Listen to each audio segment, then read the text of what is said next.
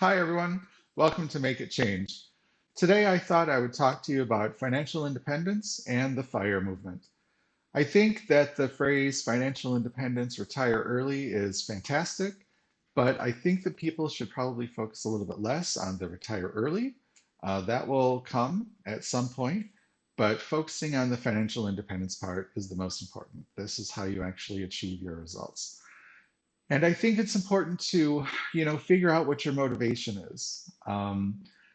You have probably heard lots of different places. It's better to be working towards something rather than away from something else or running away from something else. If your motivation for financial independence is that you really don't like your job, well, it's really sort of your job and your employment situation that you should address as much as you're able to. Maybe you just need to get a different job, or maybe there are different people you can interact with at work to make you enjoy it more.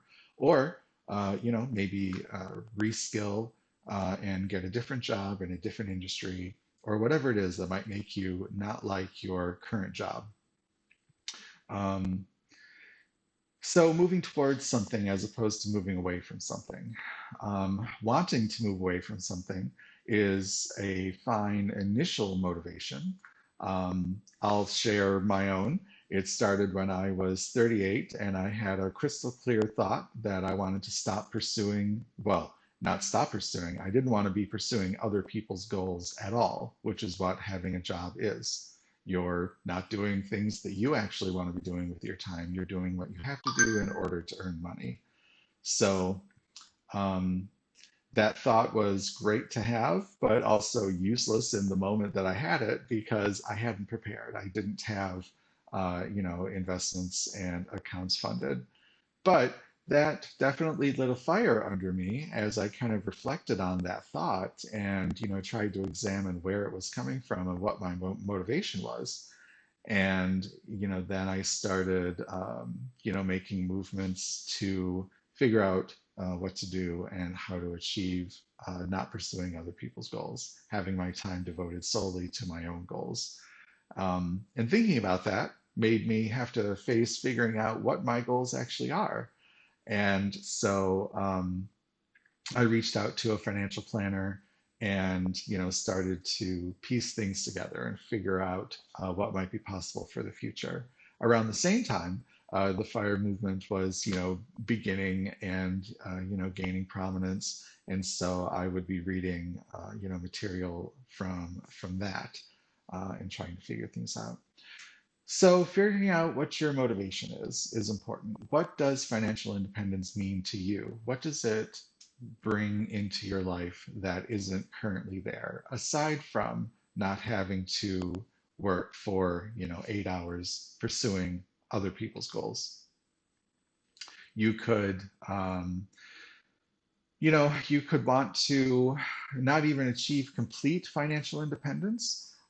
Maybe that isn't, as you reflect and you come to understand what it is that you'd like, maybe that isn't actually necessary.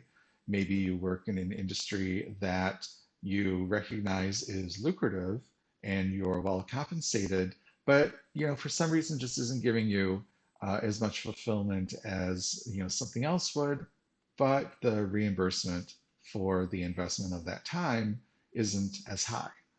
Well, then maybe you would work towards financial independence that would let you partially live off of the income from your investments so that you can then, pursue this career where you would make less money, but it might be more fulfilling to you.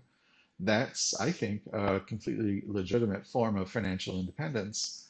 You've created a life that you want to live with your money and with your planning, and that is perfectly good. The classic financial independence is having a pile of money such that the interest and the returns on that money, the dividends, etc., are sufficient to completely fund your life, and then every single moment of every day is up to yours to decide what to do. Welcome to the challenge of figuring out how to keep your time interesting and keep yourself engaged. um, a fantastic challenge to have. but a challenge all its own. When if you read articles about retirement, often it's older people who work their entire life who are, really surprised that suddenly they have all this time on their hands. Um, but it's a good problem to have.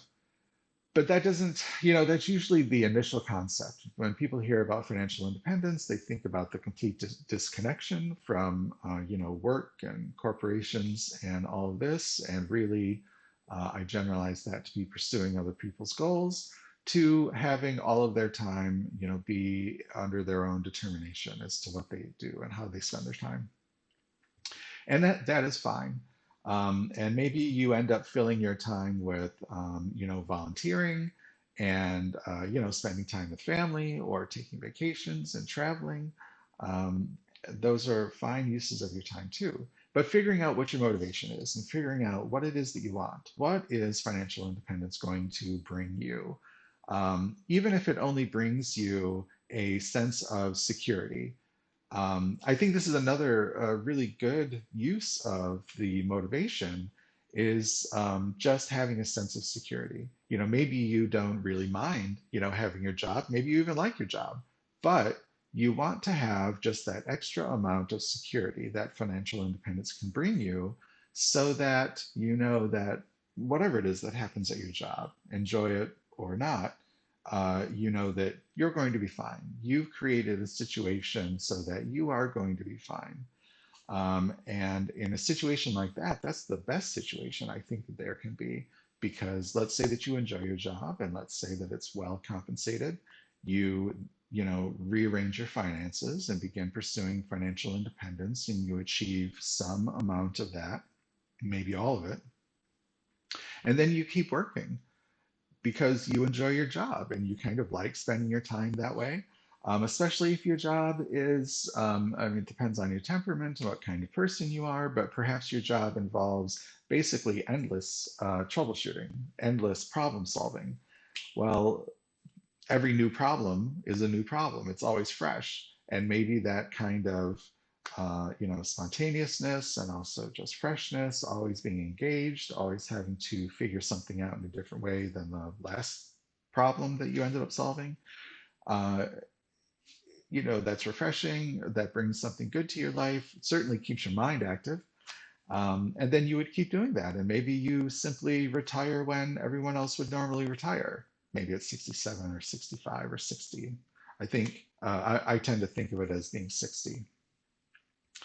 So, but you've given yourself the financial independence, and that is only going to grow larger, but you're giving yourself that security and that safety. That's also a perfectly good motivation. It also depends on when you come to this idea. You may have been older, like this guy at 38, when you started to realize that, oh, yeah, I don't want to be working on other people's goals, period, at that point in time. But there was nothing that I could do to stop that from being the case. But then I started, making some changes, and really, for me, I began actually re-began. I started doing again investing, whereas previously in former jobs I had been investing in 401k, but I hadn't really understood what I was doing, and there was not a lot of training that was obvious in order to, let me make informed decisions. And I don't even really remember what it was invested in, but I do remember that I used it for grad school. I used my 401k, the cash out from that, to fund going to grad school, which was a good choice, but it may have been a better choice to leave that money invested and then just have a leg up even more at 38 when I realized I don't want to be pursuing other people's goals. But it's fine.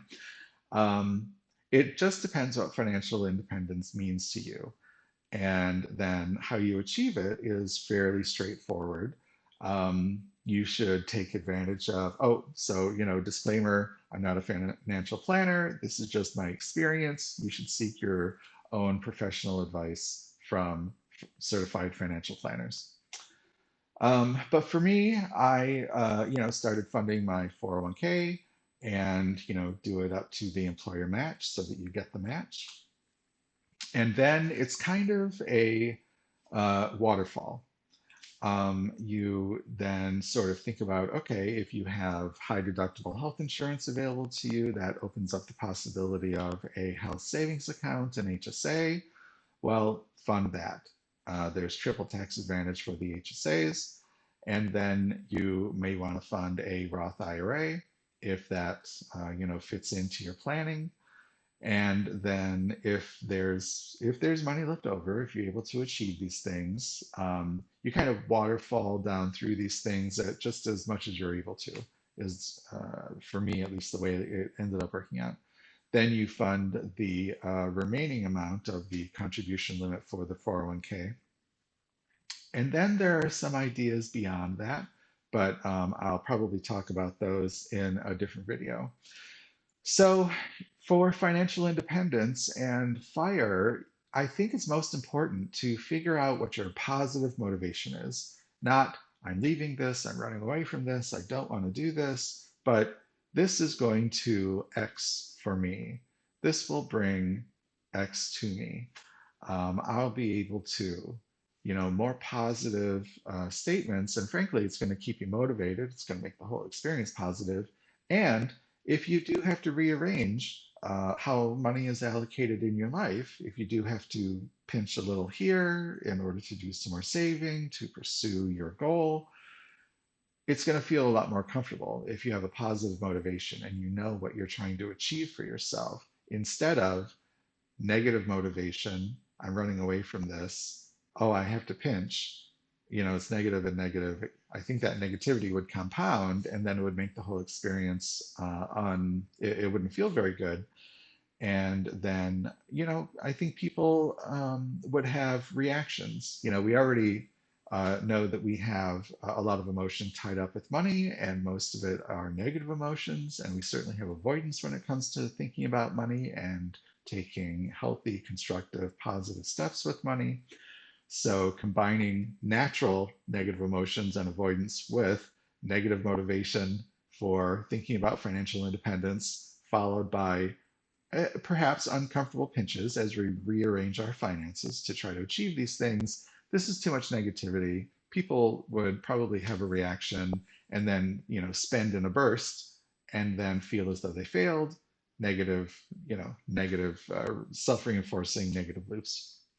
So find a positive motivation. What is financial independence going to bring for you? Is it going to let you, be able to spend more time with your family? Maybe you live in a very expensive area and you're in a very well-paid industry, but maybe your family lives, somewhere else. So like you actually know, I'm here in order to do this work, make this money, but really I want to, be around my family more, and being financially independent is one way that you could do that. As opposed to, finding a job out there, but then you don't have the same income. These things are all connected. So find your motivation, and then it's just a matter of rearranging your finances and figuring out what's possible for you at any one moment. And then the cycle just kind of accelerates as you move through time. All right. Well, like and subscribe. That would help everything move forward. And if you're ever faced with a change, my recommendation is faced with a choice. My recommendation is make a change. All right. Thanks.